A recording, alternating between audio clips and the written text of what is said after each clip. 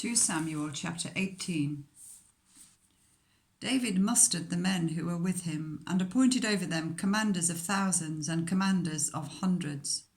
David sent out his troops, a third under the command of Joab, a third under Joab's brother Abishai, son of Zeruiah, and a third under Ittai the Gittite. The king told the troops, "I myself will surely march out with you." But the men said, "You must not go out. If we are forced to flee, they won't care about us. Even if half of us die, they won't care. But you are worth 10,000 of us. It would be better now for you to give us support from the city." The king answered, "I will do whatever seems best to you." So the king stood beside the gate whilst all his men marched out in units of hundreds and of thousands. The king commanded Joab, Abishai, and Ittai, "Be gentle with the young man Absalom for my sake." And all the troops heard the king giving orders concerning Absalom to each of the commanders. David's army marched out of the city to fight Israel, and the battle took place in the forest of Ephraim. There Israel's troops were routed by David's men, and the casualties that day were great, 20,000 men. The battle spread out over the whole countryside, and the forest swallowed up more men that day than the sword. Now Absalom happened to meet David's men. He was riding his mule, and as the mule went under the thick branches of a large oak, Absalom's hair got caught in the tree. He was left hanging in mid-air, whilst the mule he was riding kept on going. When one of the men saw what had happened, he told Joab, "I have just seen Absalom hanging in an oak tree."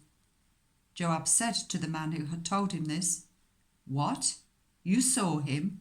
Why didn't you strike him to the ground right there? Then I would have had to give you 10 shekels of silver and a warrior's belt." But the man replied, "Even if 1,000 shekels were weighed out into my hands, I would not lay a hand on the king's son. In our hearing, the king commanded you and Abishai and Ittai, 'Protect the young man Absalom for my sake.' And if I had put my life in jeopardy, and nothing is hidden from the king, you would have kept your distance from me." Joab said, "I am not going to wait like this for you." So he took 3 javelins in his hand and plunged them into Absalom's heart, whilst Absalom was still alive in the oak tree. And 10 of Joab's armor-bearers surrounded Absalom, struck him and killed him. Then Joab sounded the trumpet, and the troops stopped pursuing Israel, for Joab halted them. They took Absalom, threw him into a big pit in the forest, and piled up a large heap of rocks over him.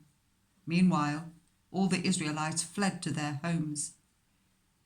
During his lifetime, Absalom had taken a pillar and erected it in the king's valley as a monument to himself, for he thought, "I have no son to carry on the memory of my name."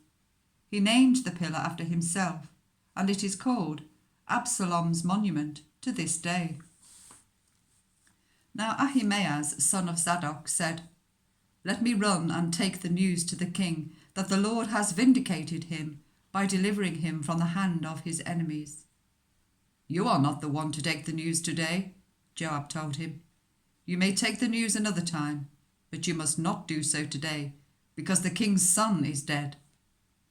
Then Joab said to a Cushite, "Go, tell the king what you have seen."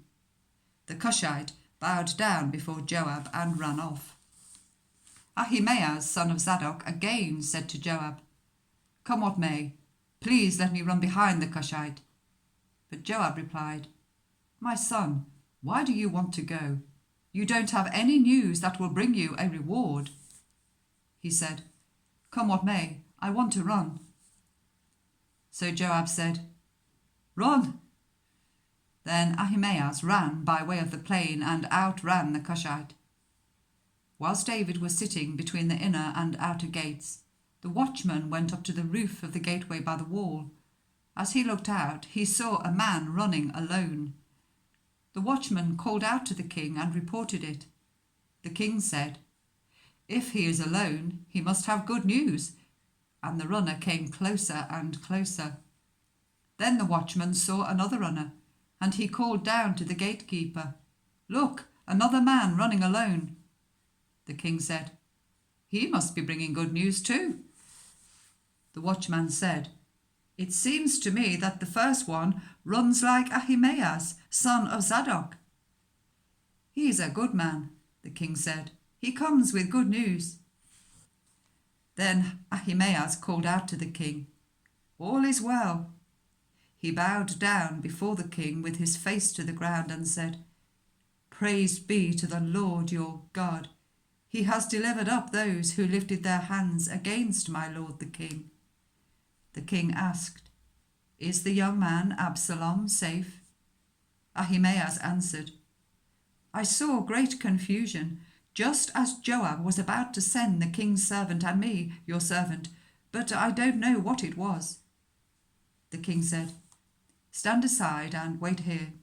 So he stepped aside and stood there. Then the Cushite arrived and said, "My lord, the king, hear the good news.